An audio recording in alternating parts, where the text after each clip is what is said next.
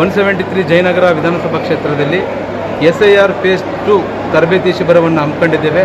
ಈ ಒಂದು ತರಬೇತಿ ಶಿಬಿರದಲ್ಲಿ ನಮ್ಮ ನೆಚ್ಚಿನ BLO ಸೂಪರ್ವೈಸರ್ಸು, AERO ಮತ್ತು EROಗಳಿಗೆ ಮುಂದಿನ ಯಾವ ರೀತಿ SIR ಪ್ರಕ್ರಿಯೆಯನ್ನು ಪ್ರಾರಂಭ ಮಾಡಬೇಕಂತ ಭಾರತ ಚುನಾವಣಾ ಆಯೋಗದ ಆದೇಶ ಮತ್ತು ಮಾನದಂಡಗಳನ್ನು ಪಾಲಿಸಿಕೊಂಡು ಈ ದಿನ ತರಬೇತಿ ಶಿಬಿರವನ್ನು ಹಮ್ಮಿಕೊಂಡಿರೋದ್ರಿಂದ ತರಬೇತಿ ಶಿಬಿರದಲ್ಲಿ ಶ್ರೀಮತಿ ರಶ್ಮಿ ಮೇಡಮ್ ಹಿರಿಯ KS ಅಧಿಕಾರಿಯವರು ಭಾಗವಹಿಸಿ ತರಬೇತಿ ನಡೆಸಿಕೊಡ್ತಾ ಇದ್ದಾರೆ. ಅವರಿಗೆ ಜಯನಗರ ಪರವಾಗಿ ಸ್ವಾಗತ ಕೊಡ್ತಾರೆ.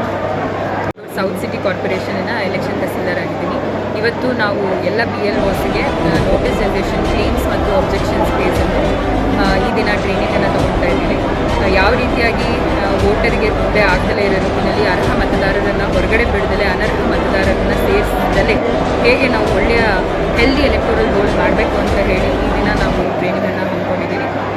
ಸೊ ಈ ERO ಆಗಿರುವಂಥ ಈಶ್ವರ್ ಸರ್ ಈ ಒಂದು ಟ್ರೈನಿಂಗನ್ನು ಆಯೋಜನೆ ಮಾಡ್ಕೊಂಡಿದ್ದಾರೆ. ಎಲ್ಲ BLOಸ್ಗೆ ನಾವು ಹೆಚ್ಚಿನ ಮಾಹಿತಿಯನ್ನು ಕೊಟ್ಟಲ್ಲಿ ಅವರು ಕೂಡ ಸಿಟಿಸನ್ಗೆ ತೊಂದರೆ ಆಗದಲ್ಲೇ ಇರೋ ರೀತಿಯಲ್ಲಿ ಕಾರ್ಯನಿರ್ವಹಿಸ್ತಾರೆ ಅಂತ ನಾವು ನೋಟಿಸ್ ಬರುತ್ತೆ. ಆ ಸಿಟಿಸನ್ ಯಾವ್ಯಾವ ದಾಖಲೆಗಳನ್ನು ಕೊಡಬಹುದು ಅಂತ ಹೇಳಿ ಎಲೆಕ್ಷನ್ ಕಮಿಷನಿಂದನೇ ಒಂದು 12 ಲಿಸ್ಟ್ ಆಫ್ ಡಾಕ್ಯುಮೆಂಟ್ಸನ್ನು ಅವರೇ ಸ್ಪೆಸಿಫೈ ಮಾಡಿದ್ದಾರೆ.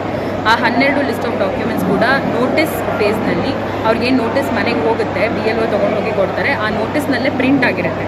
ಸೊ ಅದರಲ್ಲಿ ಕೊಡುವಂಥದ್ದು 10th ಮಾರ್ಕ್ಸ್ ಕಾರ್ಡ್ ಆಗಿರ್ಬೋದು, ಕ್ಯಾಸ್ಟ್ ಸರ್ಟಿಫಿಕೇಟ್ ಆಗಿರ್ಬೋದು, ಅದೇ ರೀತಿಯಲ್ಲಿ ಬರ್ತ್ ಸರ್ಟಿಫಿಕೇಟ್ ಆಗಿರ್ಬೋದು, ಪರ್ಮನೆಂಟ್ ರೆಸಿಡೆನ್ಸ್ ಸರ್ಟಿಫಿಕೇಟ್ ಆಗಿರ್ಬೋದು, ಈ ರೀತಿಯಾಗಿ 12 ದಾಖಲೆಗಳ ಸೂಚಕ ಪಟ್ಟಿಯನ್ನು ಕೊಟ್ಟಿದ್ದಾರೆ ECIನಿಂದ.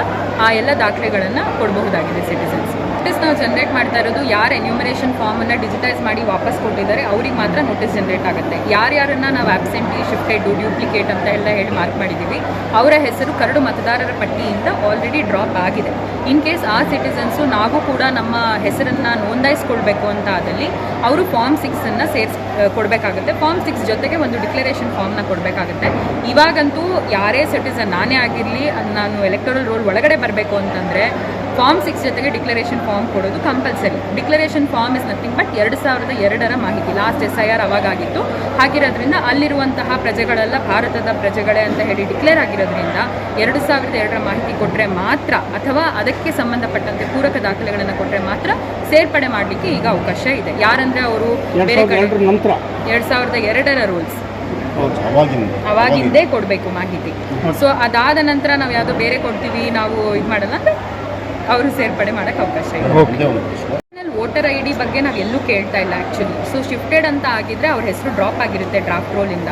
ಅವರು ಫಾರ್ಮ್ 6 ಮತ್ತು ಡಿಕ್ಲರೇಷನ್ ಫಾರ್ಮ್ ಕೊಟ್ಟು ಸೇರ್ಪಡೆ ಮಾಡ್ಕೊಳ್ಬೋದು.